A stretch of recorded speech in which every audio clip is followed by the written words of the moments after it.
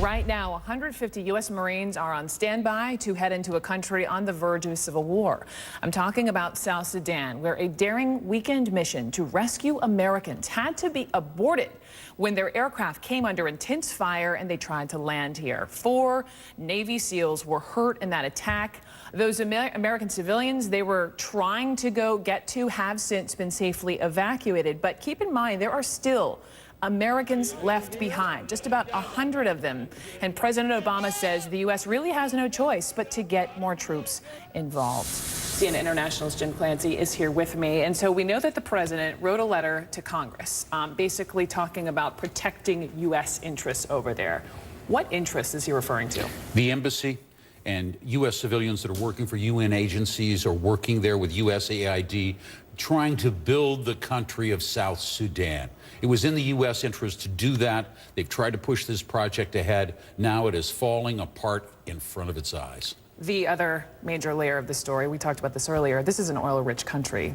This is a country that had been fighting to break apart from the northern part of the nation for years and years, finally did so in 2011. What's the fight really about?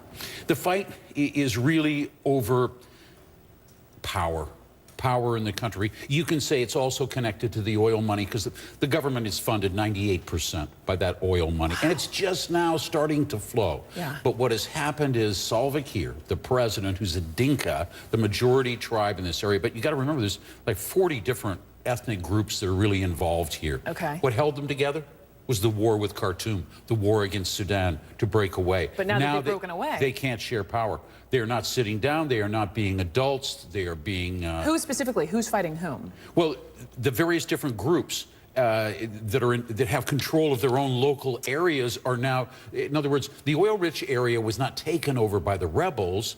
The leader there just decided, well, I'll join the vice president, Mishal's breakaway group.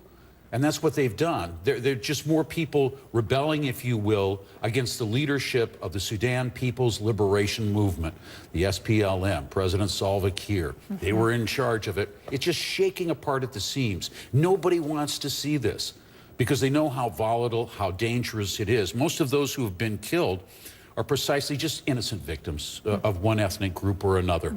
And if they allow this to spin out, somebody's got to get their handle on this. They've got to get these people to sit down and talk. They've got to take off their military uniforms and somehow become diplomats. But, you know, it's worrisome. The first $4 billion went missing from oil revenues. Just gone. Just gone. And the president appealed for people to give it back because he knew it was public officials that took it. But that's what's happening in South Sudan. Okay. Now that we have a better grasp, we'll take you to the United Nations Live next hour with more on what's happening and how this affects us here. So, Jim Clancy, thank you as always very, very much. Great to be here. An American